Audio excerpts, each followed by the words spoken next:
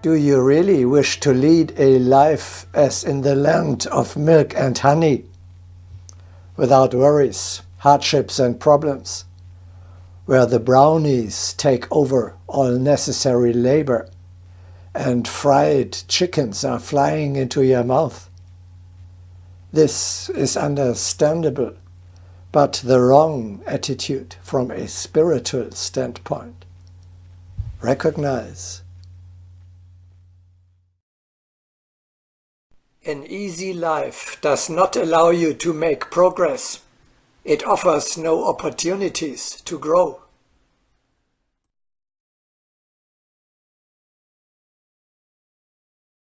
For him who wishes an easy life, it is better not to live at all.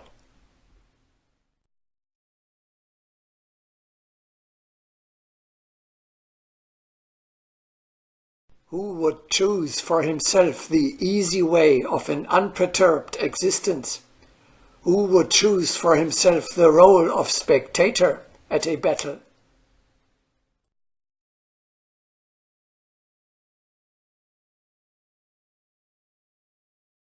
A refined consciousness tells them that one difficult earthly life is of more value than many easy ones.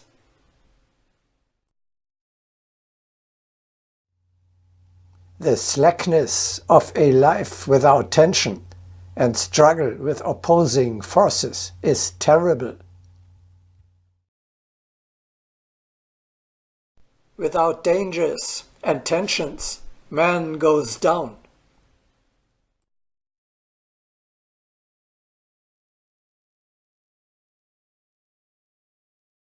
The stillness of asymmetry can be more frightful than the whistling of the wind. Are not the difficulties that arise preferable to dead silence?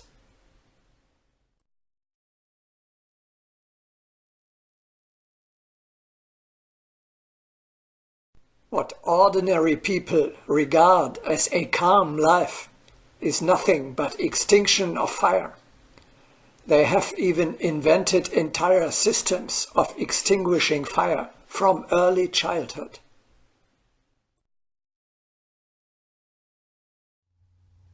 As an immortal, you look at all the ugliness and difficulties of your everyday life from a completely different angle. Sub specie aeternitatis, as the ancient Romans said. From the point of view of eternity, seen through the eyes of your soul, you perceive. All adversities are opportunities that allow your higher spiritual self to continue its ascent.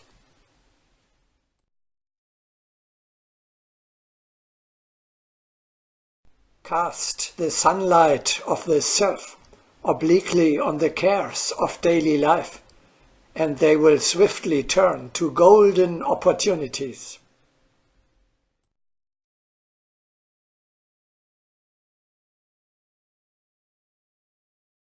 I rejoice if you understand that obstacles are really opportunities. Every impediment must be made the birth of a possibility.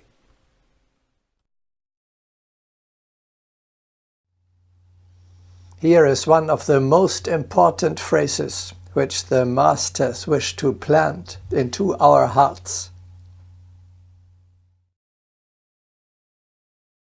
Friends, until impediments appear to us as the birth of possibilities, we will not understand the teaching.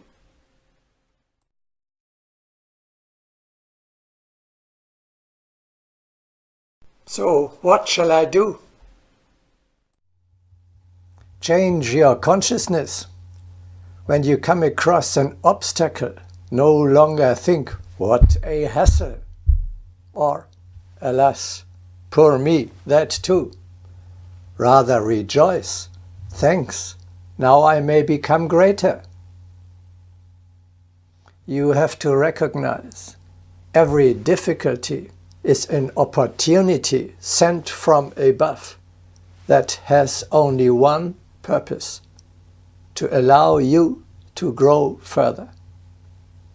You must not let pass this chance.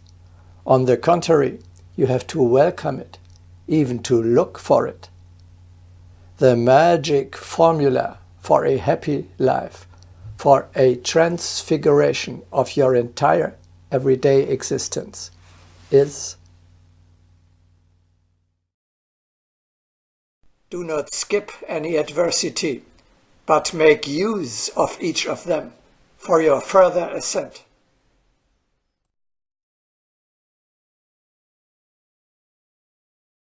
One must not spill a single possibility.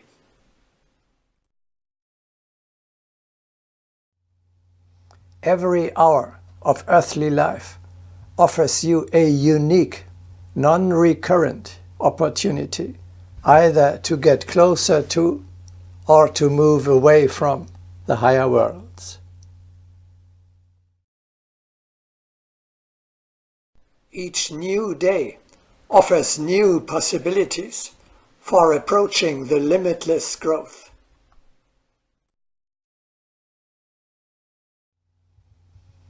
The very purpose of your existence on the material level is exactly to offer you an abundance of such opportunities.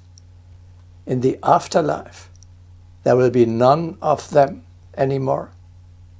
There, you will deplore each and every opportunity you have missed during your past incarnation.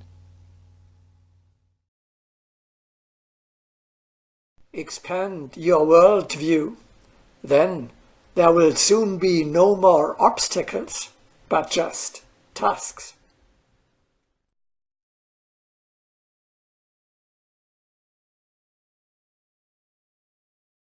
A yogi possesses an outlook that is unlimited. For a yogi, the meeting with opposition is merely a challenge for great victory. Man rarely admits that opposition can be of real benefit to him.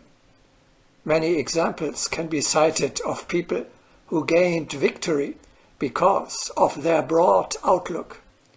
Even when they encountered seemingly insoluble problems, they could find their way thanks to their broad approach. One can affirm that the breadth of perception is the shield of a yogi.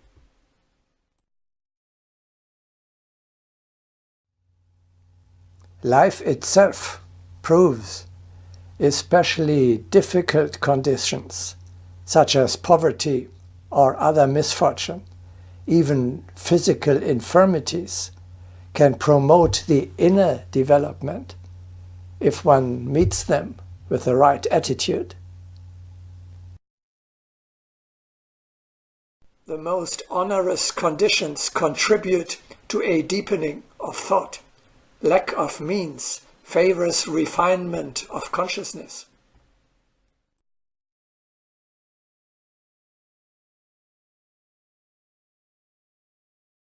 We know of many achievements when people consciously overcame physical adversities and made of their shortcomings the best adornments. Such discipline of the will is in itself an achievement.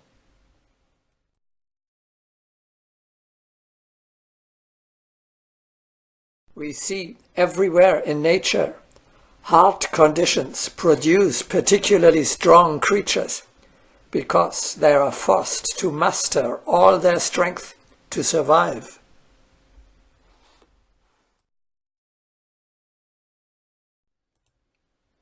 Even in the most straitened conditions, it is possible to receive restoration and reinforcement.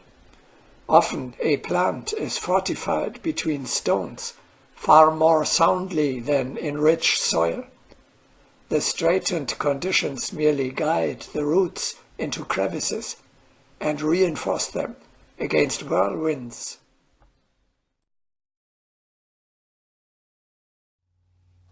History teaches the higher someone wishes to rise, the harder is the path he has to walk. The high spirit strives to a difficult path, while the weak one clings to laziness and cowardice. People come to us only by difficult paths. Not one brother, not one sister can be named who did not come by a difficult path. Each one could have chosen an easier path, but did not in order to hasten the ascent.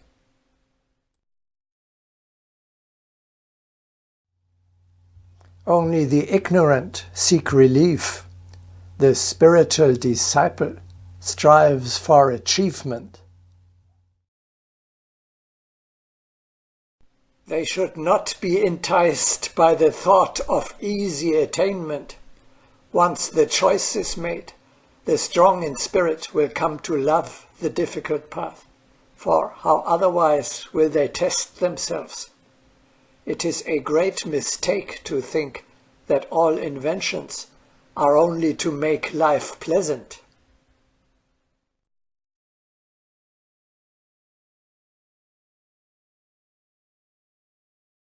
It is not an easy life, but a life tensed and saturated with difficulties that brings achievement. Therefore, it is so very important to learn to love obstacles.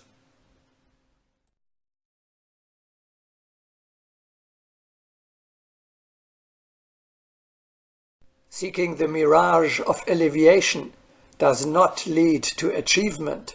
The most difficult offers the best access. People do not wish to understand that persistent striving awakens powerful energies.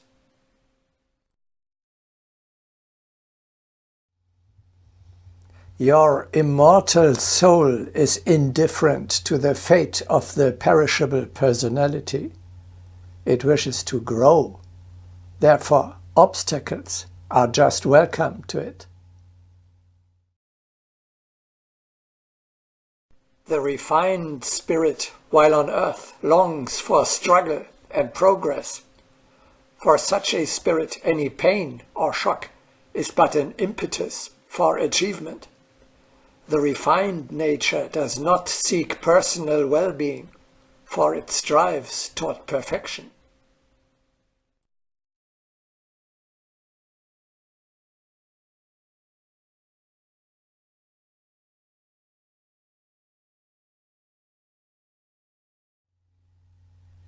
A real transfiguration of your life takes place when you discover a new way of thinking. The wise man actually uses the physical obstacles in order to grow spiritually. You may actually employ all the imperfections and adversities of which your material life is so rich, in order to climb up step by step on the spiritual level.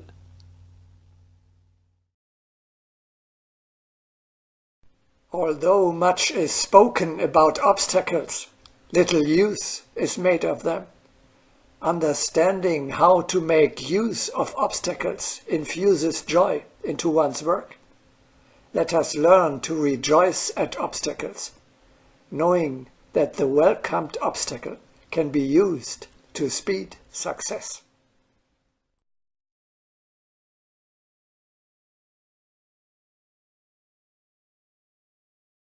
If you realize that each obstacle is a benefit for the growth of the spirit, you are already on the path.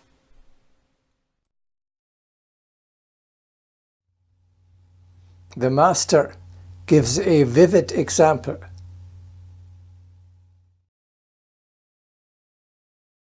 Poor is the master craftsman who does not make use of all the riches of nature. For the skillful carver, a bent tree is a precious treasure. Only an impoverished imagination is satisfied with the limits set by others. The true master develops great sharp-sightedness and resourcefulness in himself.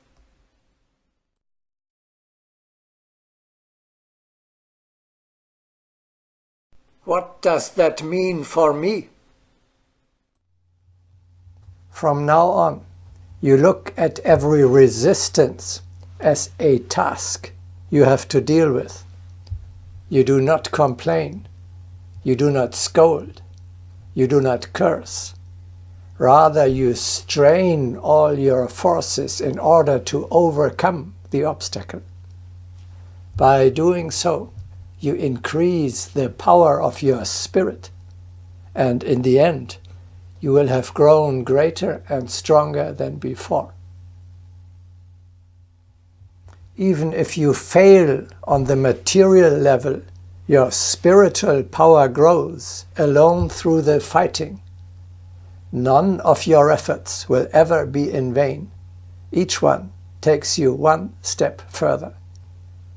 When you realize that, you can make the apparent disadvantage serve you and turn it into an advantage. No motion is possible without tension. Know that no obstructive tensions will occur without being of benefit.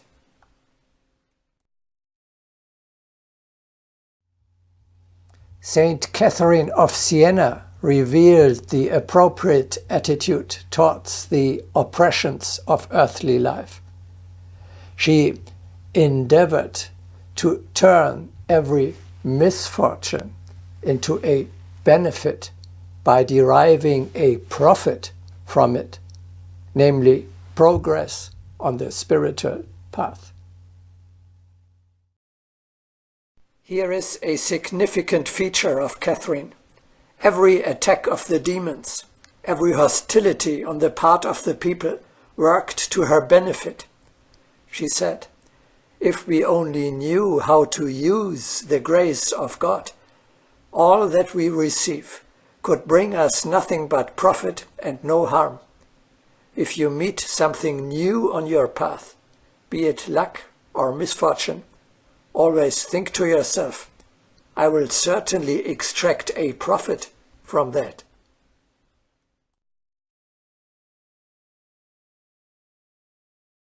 All things are working together for good to those who have love for God.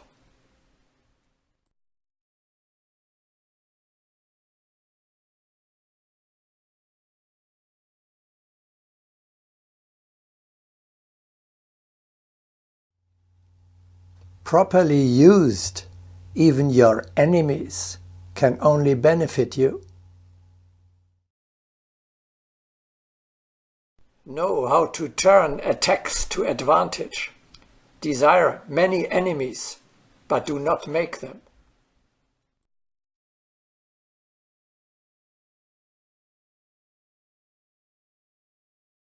Enemies are the source of straining of energy. Nothing can so greatly increase the energy as opposition.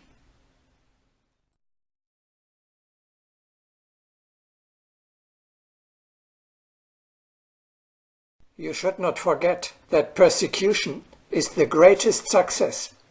Only a taut string can resound.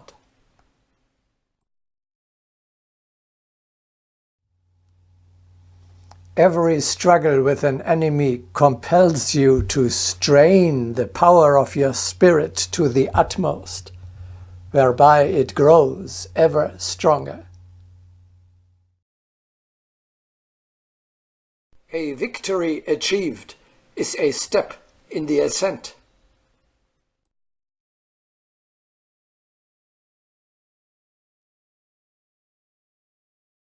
Growth is achieved only through fighting with opposing forces.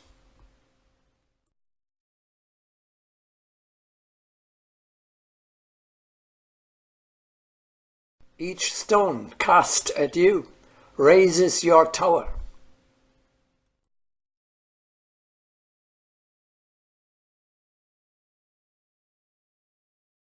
Every stone brought by the enemy will provide a step for the victory. Thus we truly utilize each obstacle.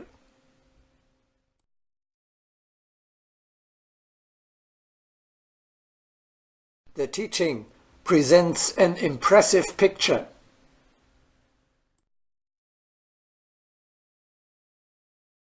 When a bird of paradise was asked from where its brilliant feathers came, it answered, "Many poisoned arrows glanced off me, and the most virulent poison gave me the best hue."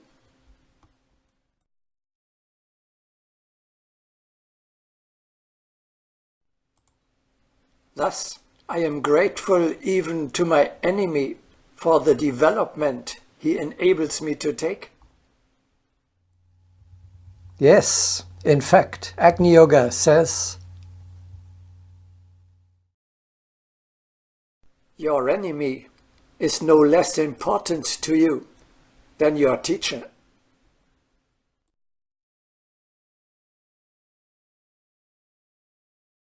The teacher and the enemy are cornerstones. My advice is that the significance of the teacher and the need for enemies must be understood.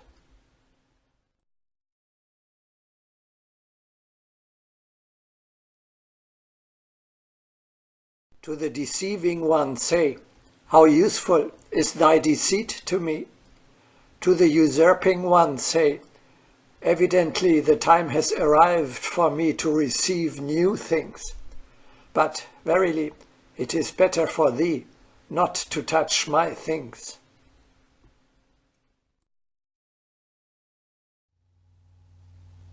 When you are great, you will surely have many and eminent enemies. Everyone has his enemy. The importance of one's enemy indicates one's own importance, just as the size of a shadow is determined by the size of the object.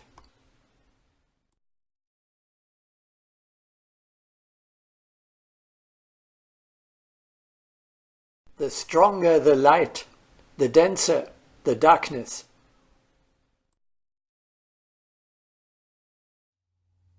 The strong one rejoices at every new enemy. Much energy is generated precisely by the actions of our enemies. A famous ruler used to say, "Today I become considerably stronger, for I face a new and powerful enemy." One should view enemies as steps of ascent.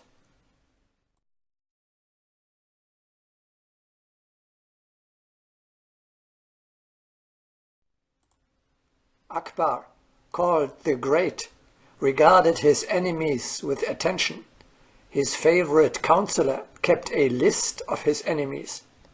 Akbar often inquired, "Has not some worthy name appeared on the list? When I see a worthy name, I will send my greeting to the friend in disguise."